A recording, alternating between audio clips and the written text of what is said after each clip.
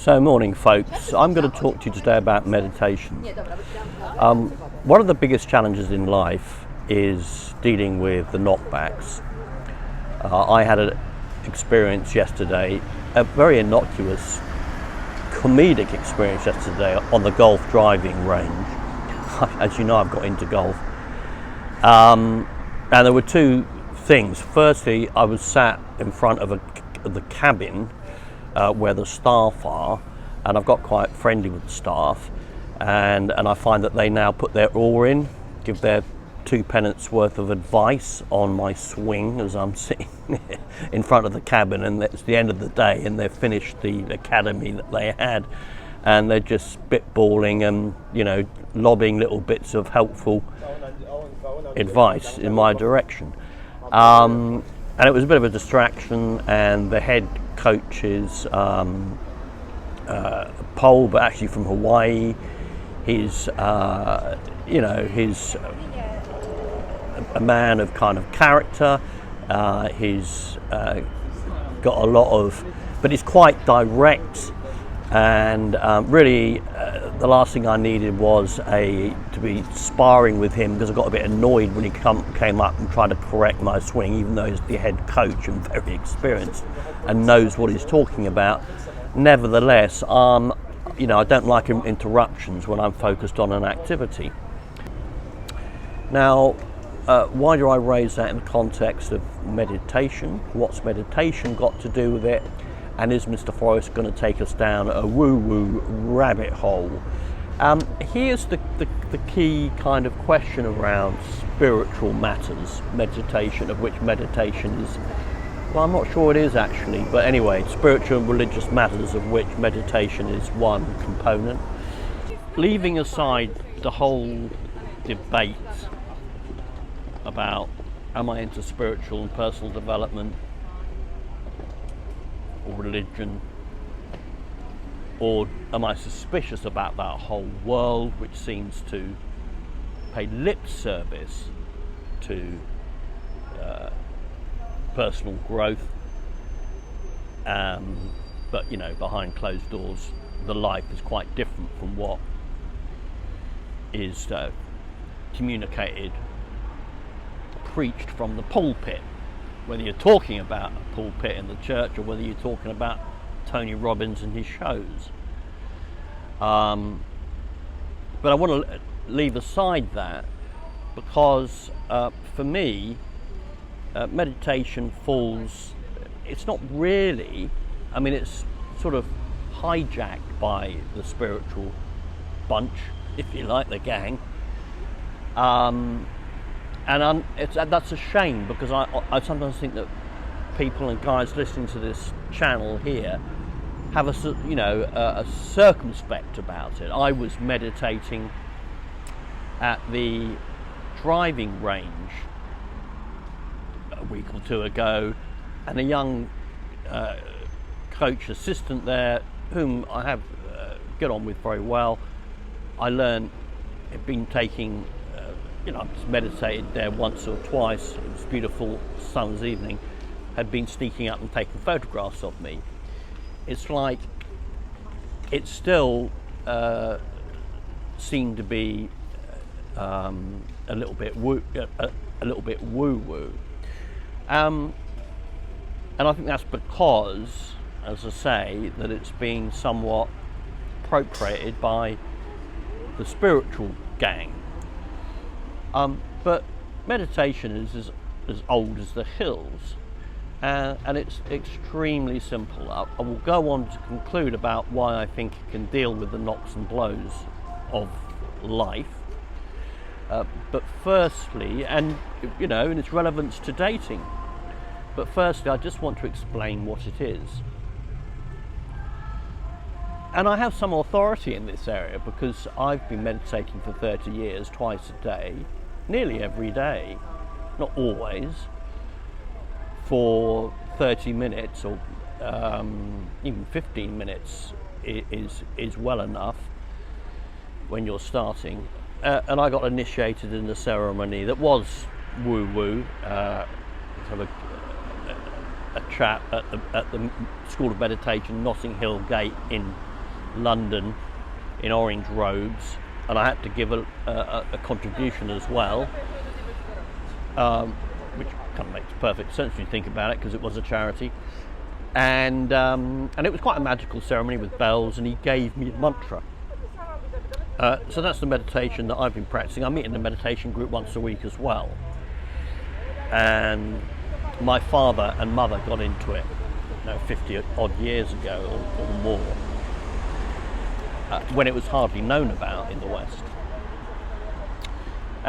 But whether it's meditation on a mantra, whether it's transcendental meditation, or whether it's kind of a more Western tradition, whether it's a poet meditating and reflecting on the sound of a river running over the pebbles out in the countryside, as a Wordsworth type Arcadian image,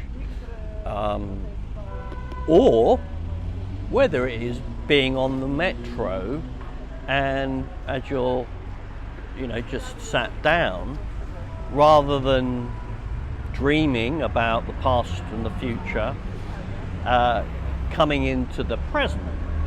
You're all aware of mindfulness now, which has become quite popular. When I did simple exercises like this, they were called exercises. When 35 years ago, when I was with the school that I was with, sort of an introductory level, if you like, it was called the exercise. Now it's become this great mindfulness movement, but just keep things simple, stupid. You can be you can be on the metro, and you can let your attention, your mind, rest on the feeling of your feet upon the floor. Or you're standing at a bus stop,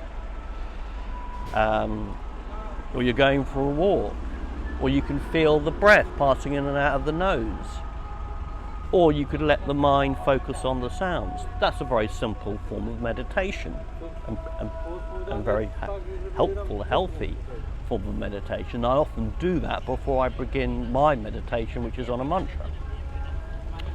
I say it's as ancient as the hills because it arises from the tradition of Advaita Vedanta in the East, in India. Not Hinduism.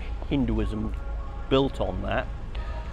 And it relates to a knowledge that was there in these ancient texts, the Vedas and the Upanishads. And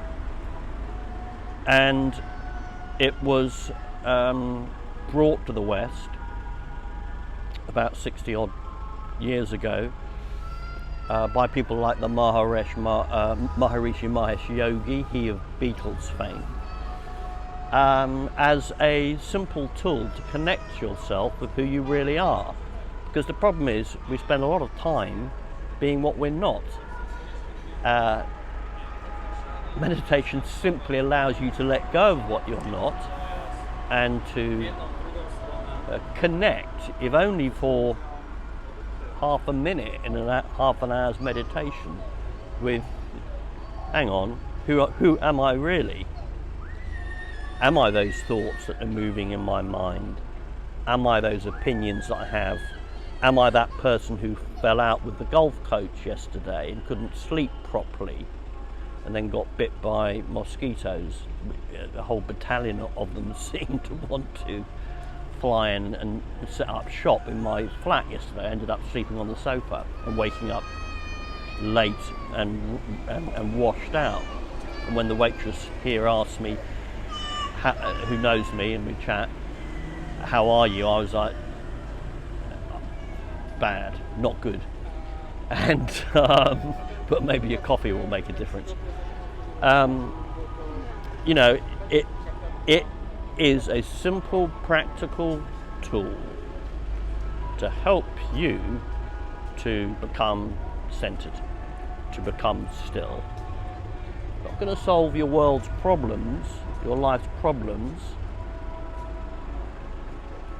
Well, it could actually, It really could. But at a simple level, it's going to put you in a place where you can address the problems of life. Meditation is simply accepting that there is a monkey, and in Sanskrit, the word for it is called manas. And it's really interesting if you study Sanskrit, which is probably the oldest language on the planet, because it has grammar, it has vocabulary to describe the sorts of things that, it was created however many thousands of years ago, that we are now beginning to tackle in the modern age, in the 21st century. Like, it has the idea of manas, it has the idea of, which is, how your mind is constantly moving, which is like presenting you with options and ideas and things. You then choose whether or not you're going to follow an idea. It may be a useless thing, like a dream, that you're dreaming about something and you just connect yourself with that dream and go down that rabbit hole. Or it may be, an artist actually very, very important, valuable, practical quality of manas is presenting the ideas for the next chapter of your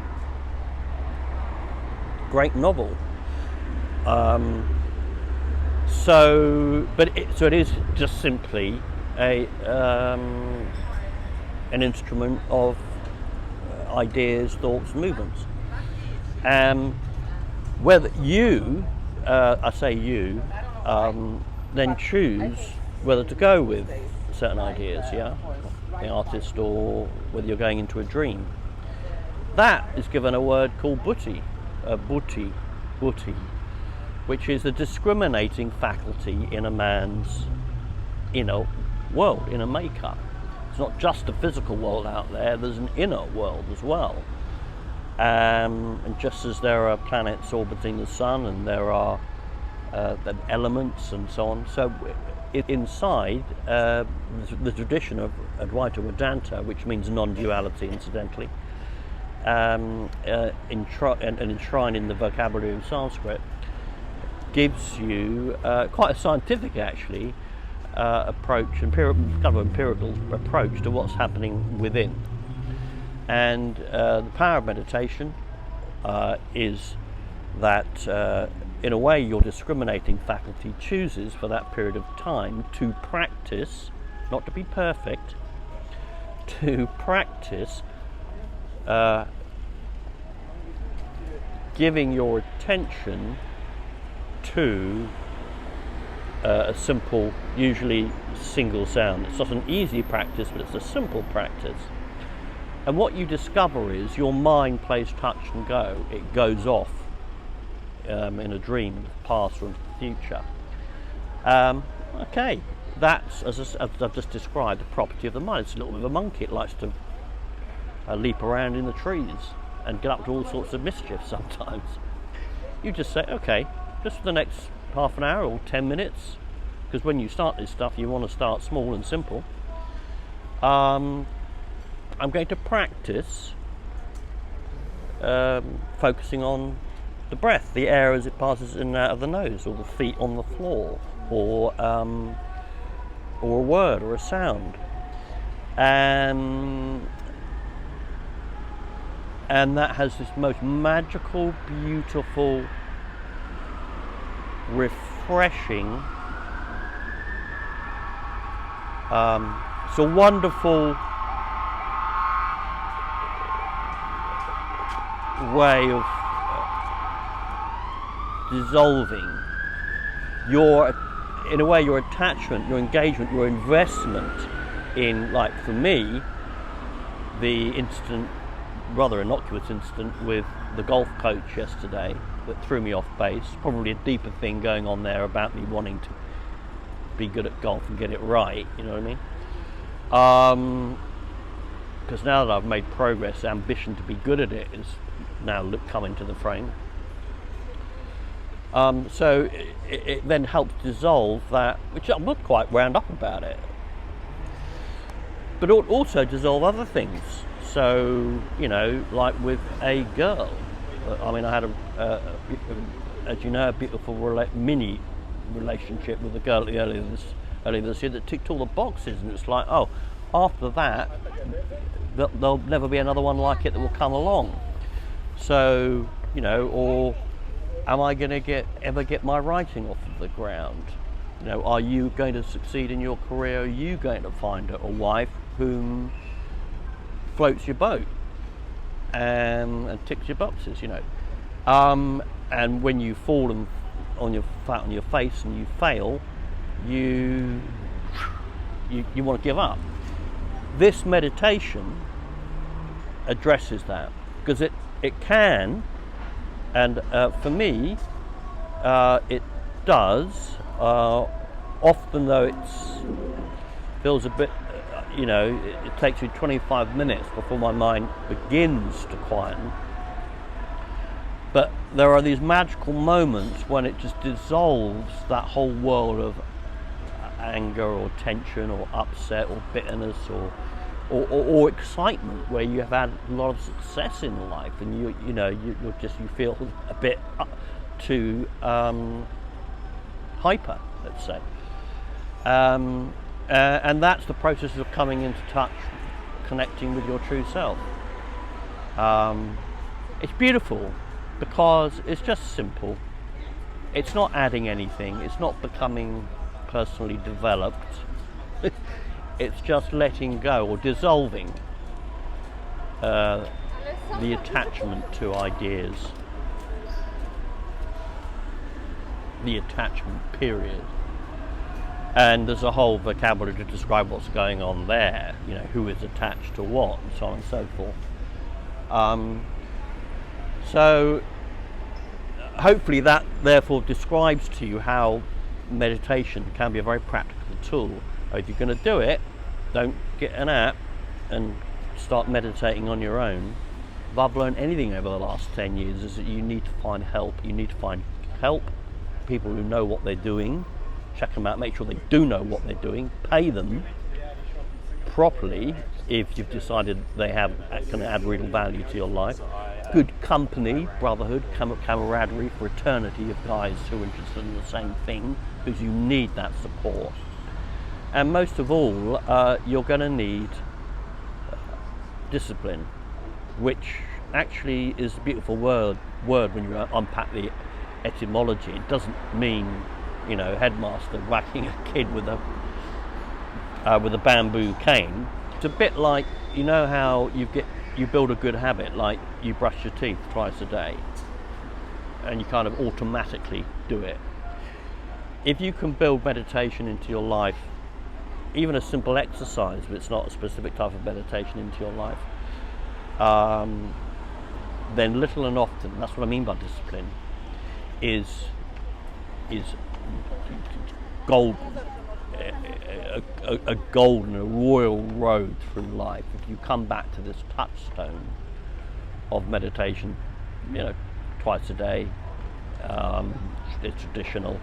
The nearer dawn and dusk, the better, because there seems to be a natural stillness in the air at those times of the day. So that's a simple practice of meditation, and take it from me, you know, often think I'm a bit of a basket case, but actually how much more of a basket case would I be if I wasn't meditating and hadn't built that good habit into my life? So yeah, as I say, don't be just doing it on an app or in a half-cocked way. Commit to, you know, 18 months or 3 months of a course, or find someone, so that, you know, the ego doesn't get in the way and drop it because they don't have success, and so on and so forth. So I'm actually was very close to setting up a meditation group here in Warsaw with the language school. I'll just finish this ramble on meditation, the power of meditation, to dissolve these impediments, which I think is the ultimate goal of life, so that you then discover who you truly are, and discover that you are sort of truth, consciousness and bliss. and eternally happy and free and not in bondage. And that's a very cool place to be, and helps you perform your role properly in life. Yeah. So you don't end up going down a rabbit hole and becoming involved and engaged and embroiled in the spiritual world, and the status of yourself as a spiritual being or leader. You simply apply it in a sort of simple, practical, daily way. You might keep quiet about it and never tell another soul about it. So I'll just finish with a story, which is an Indian story, which is that there's apparently a mongoose in the Indian forest, a type of mongoose in the Indian forest, and mongooses love to fight with cobras, that after it's gone into a fight with a cobra, and it will get bitten, but there's something about a mongoose that can survive a cobra's bite, interestingly. It then goes into a different part of the forest and it finds a particular plant, a herb. I actually did a bit of research on this, and some people think that snake bite anecdotes and medical treatments, snake bites, comes from these herbs, but the mongoose has been onto that for a very long evolutionary period of time, a lot longer than us. So he rubs himself against the plant and it heals him, and then he can go back into the fight with the cobra. And there is your metaphor for meditation. And what I'm really finding it hard, as I have at times this year, whether it's in my dating life, my career, or just silly little things, being on a little bit of a low sort of threshold in terms of taking the knocks and blows of life, like getting riled up by an incident at the golf driving range. I find that meditation is like that plant that the mongoose finds in the forest.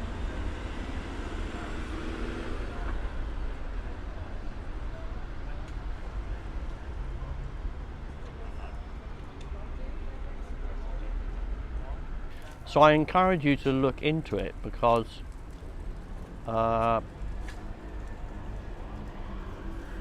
it's for everyone. It's a simple tool, whether you're religious or not religious. It's a very practical, simple tool that helps you in life.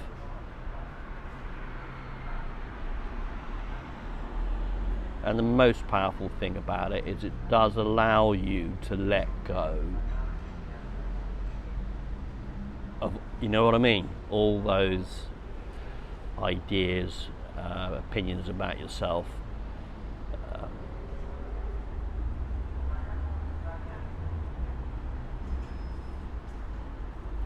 preoccupations with incidents or fallings out with people, or just to unwind when you're just completely consumed in the momentum of the day to day, and to come back to yourself. And that is a very good way of then going back into the fight with a clear head and able to play your part in life more beautifully.